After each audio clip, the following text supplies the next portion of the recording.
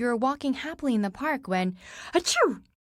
A passing stranger has expelled mucus and saliva from their mouth and nose. You can feel the droplets of moisture land on your skin, but what you can't feel are the thousands or even millions of microscopic germs that have covertly traveled through the air and onto your clothing, hands, and face.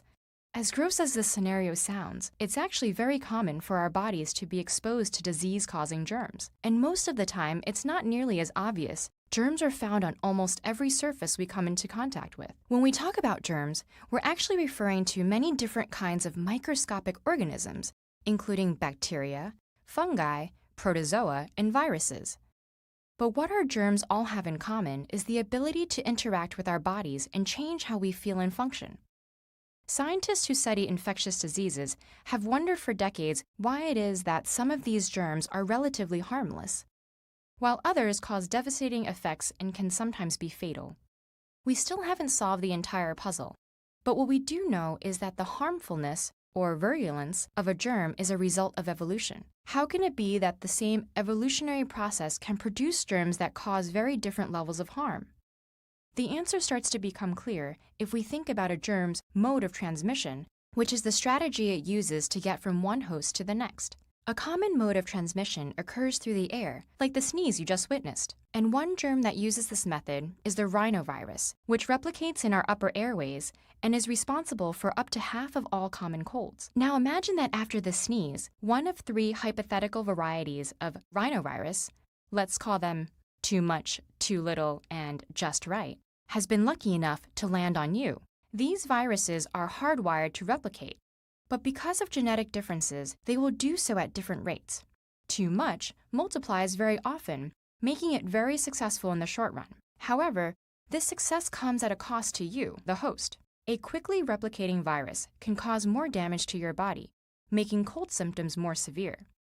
If you're too sick to leave your home, you don't give the virus any opportunities to jump to a new host. And if the disease should kill you, the virus's own life cycle will end along with yours. Too little, on the other hand, multiplies rarely and causes you little harm in the process. Although this leaves you healthy enough to interact with other potential hosts, the lack of symptoms means you may not sneeze at all. Or if you do, there may be too few viruses in your mucus to infect anyone else. Meanwhile, just right has been replicating quickly enough to ensure that you're carrying sufficient amounts of the virus to spread, but not so often that you are too sick to get out of bed. And in the end, it's the one that will be most successful at transmitting itself to new hosts and giving rise to the next generation. This describes what scientists call trade-off hypothesis. First developed in the early 1980s, it predicts that germs will evolve to maximize their overall success by achieving a balance between replicating within a host, which causes virulence, and transmission to a new host.